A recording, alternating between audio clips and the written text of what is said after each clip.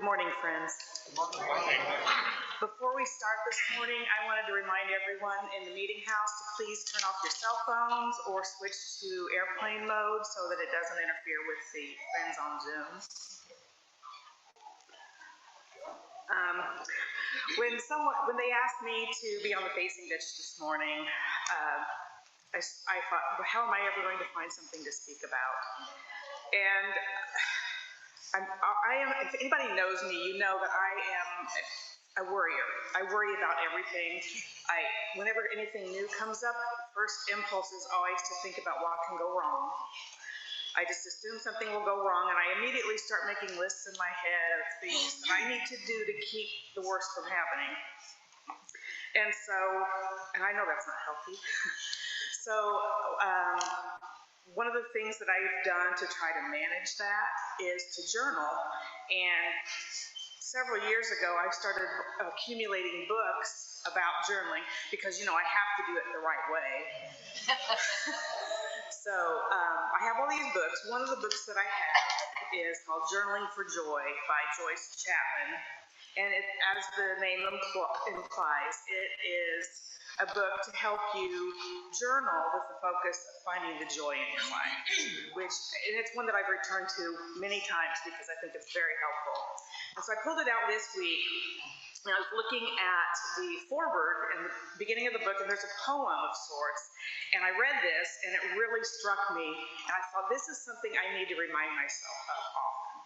And I thought also, this is something that I could share with the meeting because this is something that maybe other people could benefit from as well. And so this morning I'm going to read you that poem, and there's no attribution, but I assume it's just by the author of the book, which again is Joyce Chapman. Oh, please pay attention to the joy. It's always there. It's the silver lining around the dark cloud. It's the mother's soft kiss on the scraped elbow. It's the vision of next year's harvest in the freshly plowed undercrop. It's the freedom to grow that follows the loss. It's the strength of character that develops out of today's terrible tragedy. Look for it. Cherish it. Celebrate it. Make it the foundation for your growth. Oh yes, pay attention to the joy. We'll start out with our first hymn this morning. This is My Father's World, which is number 29 in the green hymnal, Worship and Song.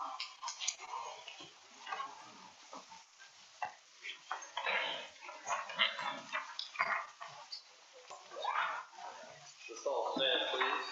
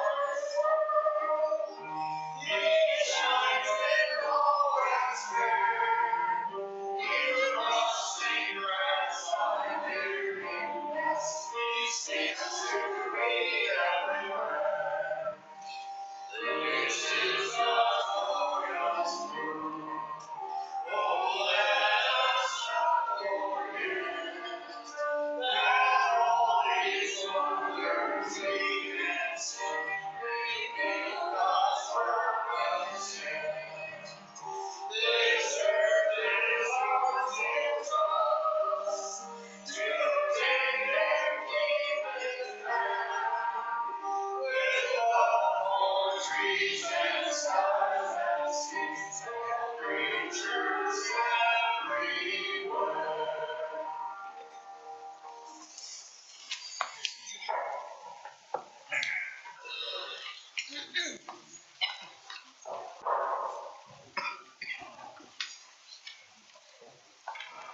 All right, it's time for announcements. Let's start with our friends on Zoom. Are there any announcements on Zoom? I have a family promise announcement. We have 1 month till our next support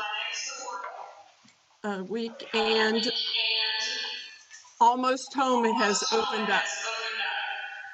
So look for more creative things on what we can do as we change the way we deliver food.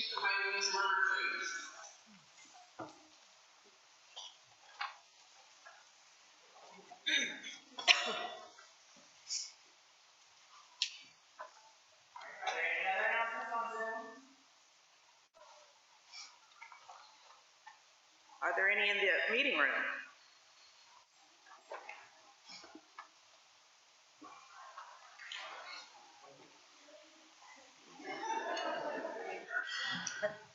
Is it on? It's on. Okay. I just wanted to thank everyone who has brought in newspapers for us for the pollinator garden. It's wonderful, and we've done. And I'll just go ahead and bring this up. There's a lot of work that's been done out there. Last weekend by Bill Smith and McClung's allowed us for yesterday to get things planted. And so anyway, I would encourage anybody to go take a look. I think it's very exciting that we're kind of on our way. But anyway, I just want to thank everyone who's brought in newspapers for us, and much appreciated. I think we have enough for now for whatever comes along. So thank you.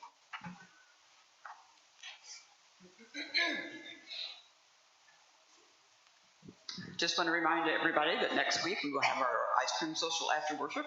So plan on being here. We'll have some sandwiches and things for you to eat for a little light lunch. Oh, okay.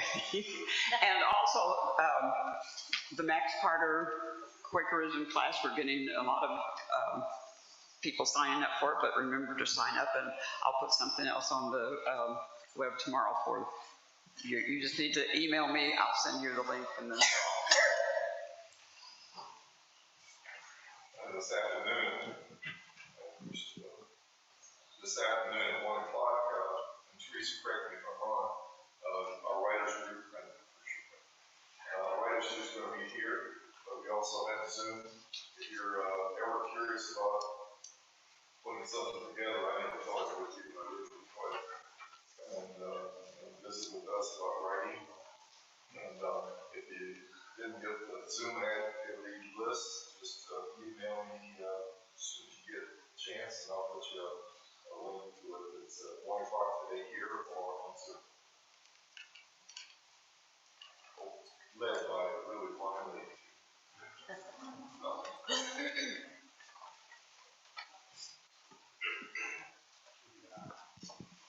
I just want to let everyone know that the next Fairfield Green Team meeting will be next Saturday on the 27th at 11 o'clock. If you'd like to join us, please contact me or Anita for the Zoom link.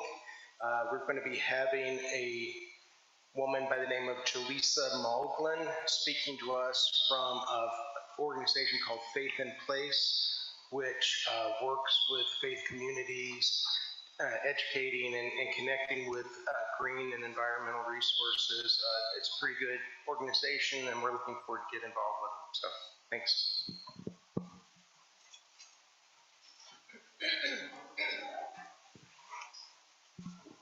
I just want to let everybody know I've got a half pickup little sweet corn out there, so don't anybody go home without sweet corn. I picked it this morning, so it can't be any fresher, so it's out there in my pickup. So after church, everybody come get some sweet corn.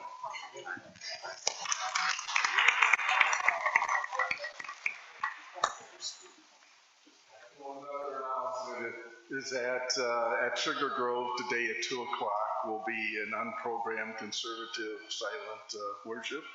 Everyone is welcome to come.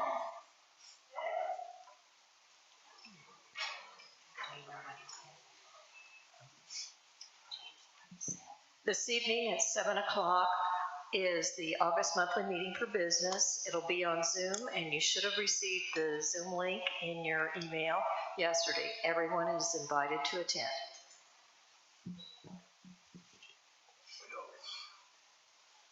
If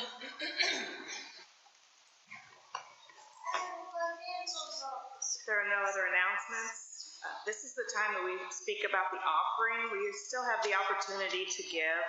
There are plates at the back of the meeting room, and then also if you visit our website, you can contribute that way as well. So please visit the website.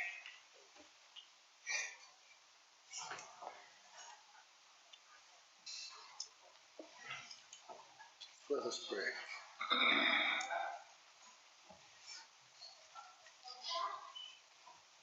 We list our concerns, Lord God, because we care and would not miss a name. We announce our joys because we are grateful and glad when good things break into our lives. We bring the contents of our hearts because in all our worry and confusion, we trust you to help us sort it out. Hear our prayers for all of suffering humanity. Turn the hearts of those who cause and perpetuate hurt. Protect all who are oppressed and deprived of their rights. Accept our thanks for this day and us alive in it. And lastly, hear our prayer for the healing and well-being of our pastor. Let your blessing rest on his little bald head. And God save Joanne in this her hour of trouble. Amen.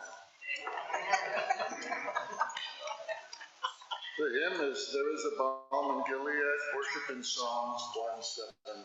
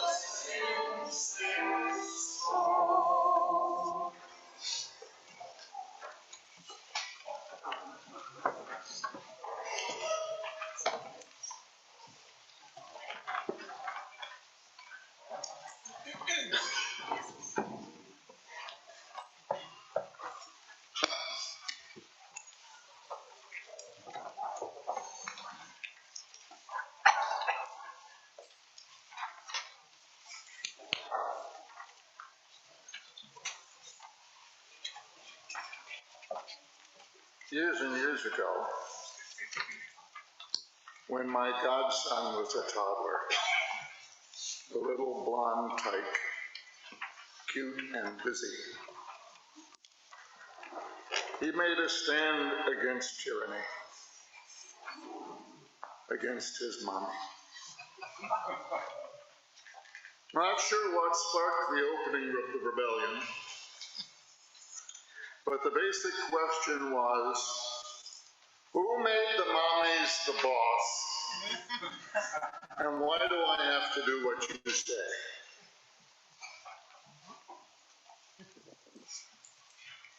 I think mommy was caught off guard. This being her firstborn, she might have thought that sort of questioning was reserved for adolescents. Regardless, she went for concrete answers to a concrete thinking kid, something he might grasp. God put mommies in charge. Oh yeah? By the way, I still believe that. If you want to see the wrath of God, get on the wrong side of the mommy. So mommy got down the biggest, blackest, most impressive Bible the family had, gold edging the works. None of these colorful picture Bibles for kids, no sir. Basic black. Finding the 10 Commandments in Exodus 20, honor your father and mother.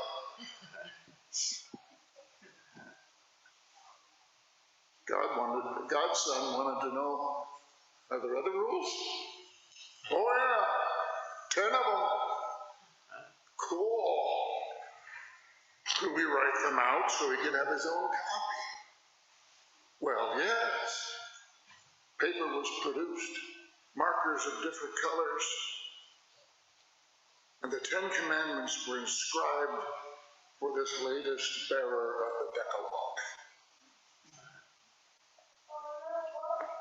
Could he take them to preschool tomorrow? Well, yes. So next morning, off he trots to preschool, a little blonde Moses carrying the 10 Commandments down the mount to preschool. When mommy comes to pick him up at the end of school, the teachers pull her to the side to report on little Moses,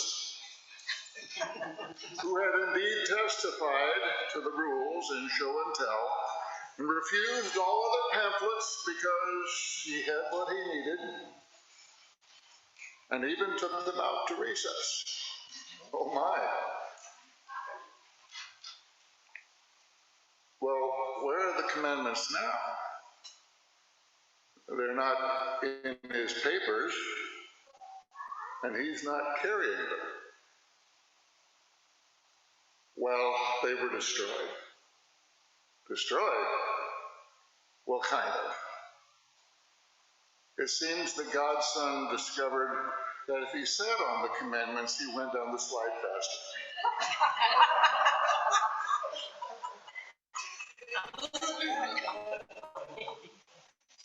Oh. The kid turned out okay. He now works for NASA.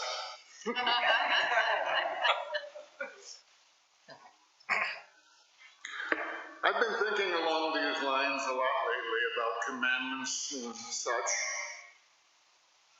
because of all the fundamentalist talk about Christian nationalism. How quickly we appropriate religions and texts to assert dominance over other people. They must deal with our commandments, our God, our morality. I remember all the hubbub, and I'm sure you do too, about the 10 Commandments in courthouses and public places. You do remember that the 10 Commandments Exodus 20 are not ours.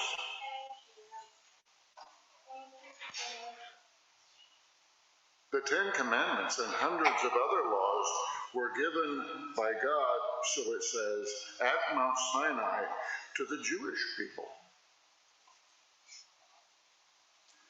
Contrary to the firm belief of many old-time Lutherans, there were no Germans present at Mount Sinai.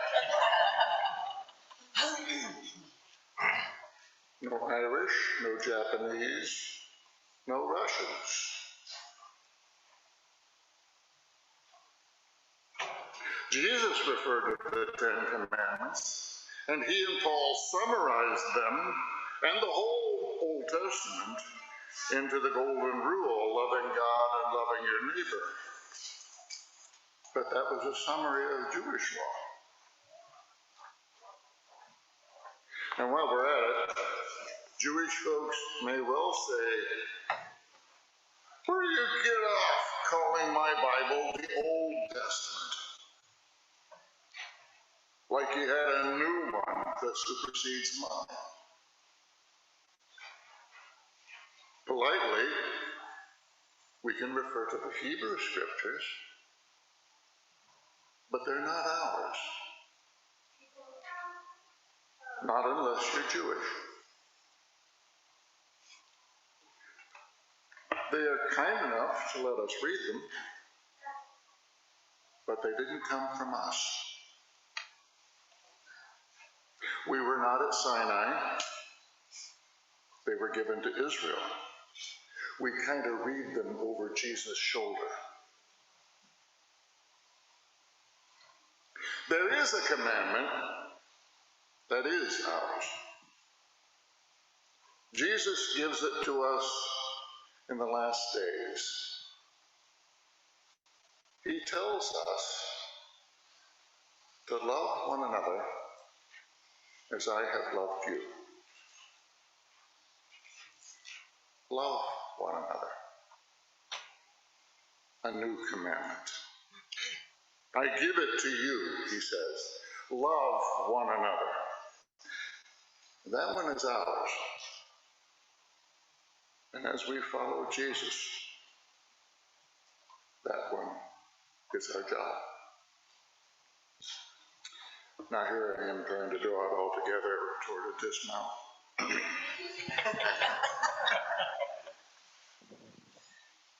People say, prove God. Where is God?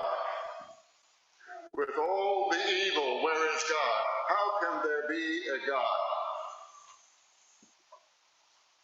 And with all that we have known and all that we have seen, we can't believe in the three-tiered cosmos anymore, the kind that Monty Python makes fun of, you know, God peering over a cloud bank with a heavenly city behind him. I mean, John Essex has shown us it's a big deal.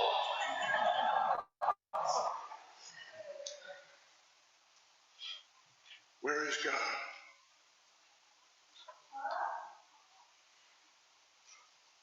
In the love. When people love one another, God is there. In that, in words, in deeds, in handshakes, in hugs, in helping hands. Love lived, given to you and to me and to our neighbors. Us working for justice, which is only the public form of love.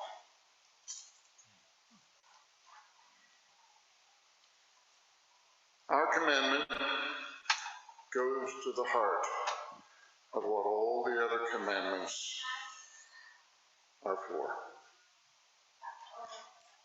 They lead us to love, which is to say, they lead us to God.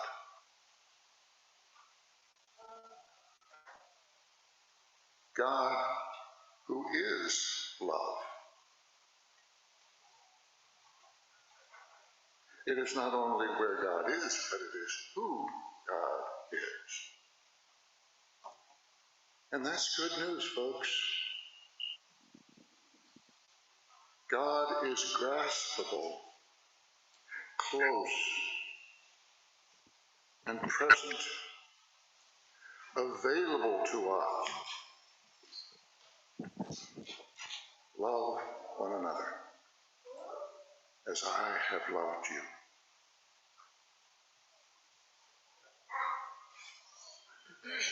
Write that on a piece of paper and take it down the slide.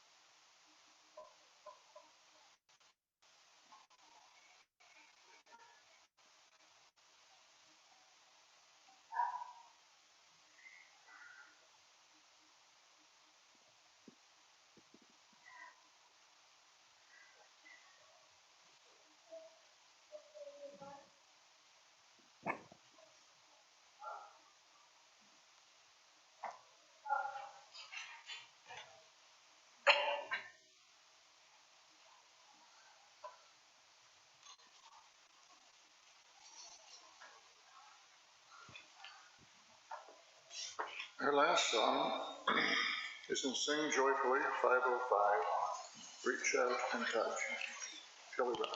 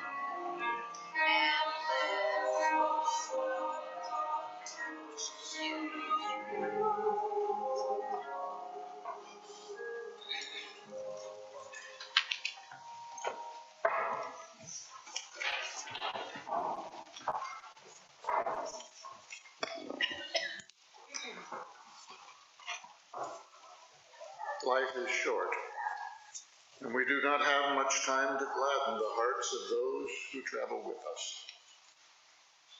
So be swift to love. Make haste to be kind, and go in peace to love and serve the Lord. Say hello to everybody.